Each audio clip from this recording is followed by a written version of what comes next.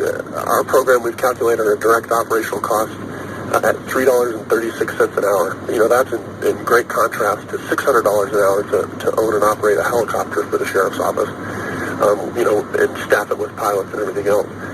This really is a cost thing. And when you start talking about, fancy technology, not to say that it doesn't exist, it absolutely does. And some of the sensors that the Department of Defense uses are quite, amazing, really, in their capabilities. However, when it comes to a cost perspective, that's really not attainable, really realistic for your state and local law enforcement in the United States. We're talking about systems. We began saying that a system needs to cost, at that or less of a patrol car. That's about $50,000. And really more and more that we see, that number's even proving kind of high. Chris mentioned, what does it take to go, check a rancher's fence line and $1,000? We're really seeing that, those numbers are real legitimate, and this becomes a cost thing. If you want to get a camera that can read, satellites from space, we just don't have that budget. Do you have a helicopter in Mesa County? No, we don't. That's actually one of the really why, our program really kind of demonstrates really the future of unmanned systems in law enforcement is that we come from a community of about 150,000 people and about 3,300 square miles. And,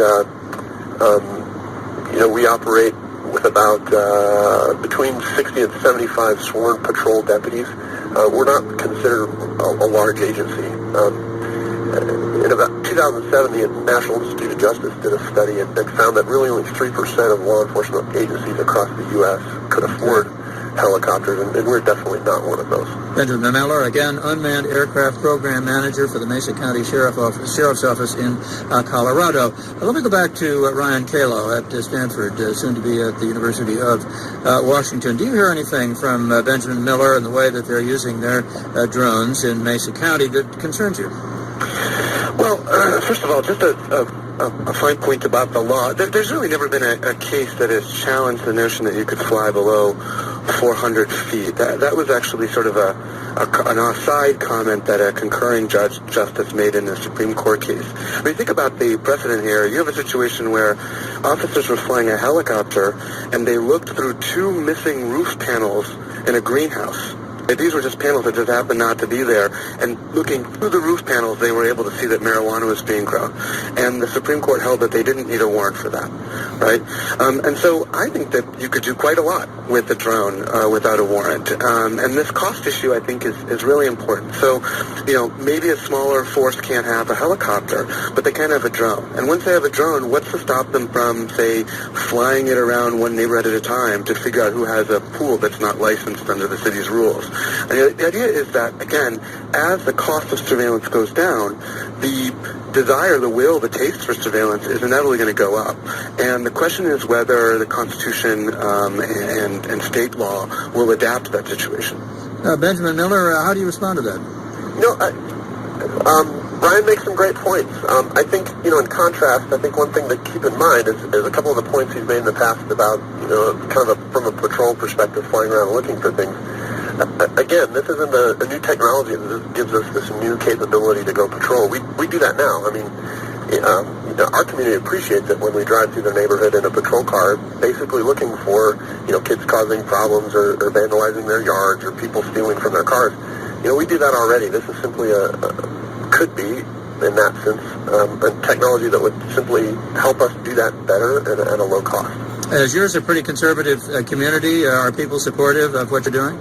Yeah, absolutely. I think, as controversial as this new technology in law enforcement is, we've been fortunate enough to have a community that supports what we're doing.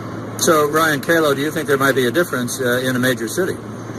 There could be a difference in a major city. And again, I think it comes down to public reaction. I don't think people are going to be comfortable with drones flying around doing indiscriminate patrol. I mean, I understand who my local police are, and I welcome them driving around the community, making sure everything is okay. I think that the public reaction to drones will be quite different.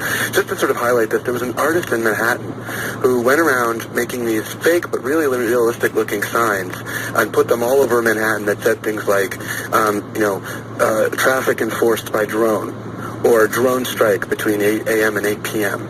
And why did the artist do that? The artist did it as a way to sort of dramatize this technology. This is something that, as I believe John said, we have thought about as being in the theater of war.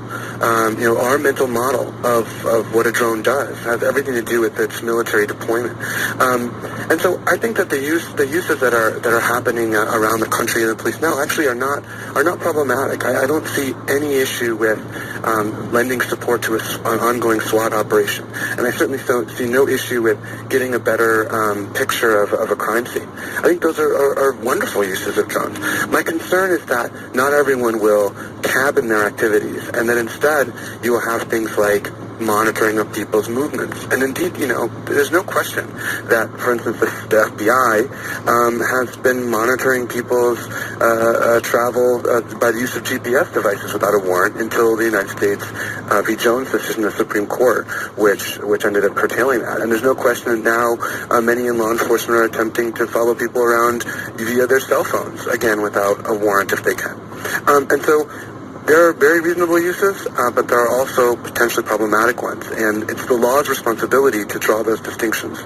Well, let me go back before we run out of time to our earlier guests. First, John Villasenor, who's at the Brookings Institution and UCLA. I understand you might want to respond to what we've been hearing. Well, just really quickly wanted to respond to one thing that Ryan said that in principle I agree with, which is that we would ideally resolve the privacy issues before the technology gets rolled out. But unfortunately, for better or for worse, that's not really the way these things tend to work. If we look at things like social networking and then mobile apps that get downloaded to things like an iPad, again, for better or for worse, those technologies tend to get rolled out, and then only later do we experience the inevitable privacy collisions and then resolve those in the courts and in other vehicles. So I think with unmanned aircraft, that is likely to play out in that way as well. I don't see us sort of holding the whole thing up, resolving the privacy issues, and then only moving forward. So something has to happen before you know what sort of law you want. Isn't that also true? Well, I think we can certainly envision right now that we don't want stalkers using a drone to perform surveillance on a former girlfriend or boyfriend. We don't need to wait for that to happen to know that that's a terrible idea, and we need to make sure it can't happen. But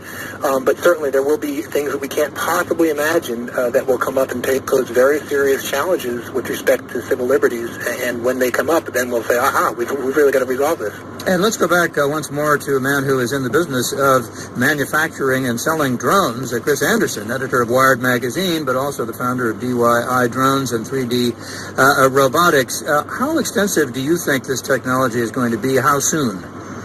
How excessive? How extensive is it going to be? You said it earlier, you gave me the impression at least, and I think our listeners as well, that there's a lot more robotics of this nature going on now than people are aware of. Is it something that's booming, that's really moving fast? Are people going to be making a lot of money on it, and are we going to be seeing a lot of drones? Well, I mean, the numbers that we see right now is just our company has sold about 10,000 autopilots. So that's around the world, not just in the United States. But you said more private people are using these than public people. Absolutely. That's not simply because they're so much cheaper, the hobby level ones, and because the amateurs are, ironically enough, less regulated. As amateurs, they can fly in the national airspace within the sort of 400-foot line of sight rule, whereas commercial use is forbidden without a very complicated FAA approval. So at the moment, you see more amateurs flying because they're allowed to do so, both in the United States and Europe. The technology is getting cheaper, and China now makes a lot of these, and so you're seeing the usual effects of global competition, consumer electronics at play, and these are now basically getting built into the next generation of even radio control equipment. Some simple autonomy, things like fly home if you lose radio contact, or safety, stay within a certain GPS box so that the aircraft doesn't fly out of range. So I think what we're seeing basically 50% growth a year in our sector. So wow. We'll probably see it next year. Another 10,000 will be sold to amateurs and hobbyists around the world, and I would expect that to basically become the kind of thing you'll buy in Walmart within a few years. Chris Anderson, you may not have time to be editor of Wired Magazine anymore if DIY drones and 3D robotics goes that big. Thank you so much for being on our program. Thanks to John Villasenor at Brookings and at UCLA, Ryan Kalo at Stanford, soon to be at the University of Washington, and Benjamin Miller at the Mesa County Sheriff's Office in Colorado. Good to have all of you on our program today. Thanks very much. We'll take a look at this in the future as well and see how it develops. Rick Santorum's out of the race. Mitt Romney is already reshaping his campaign.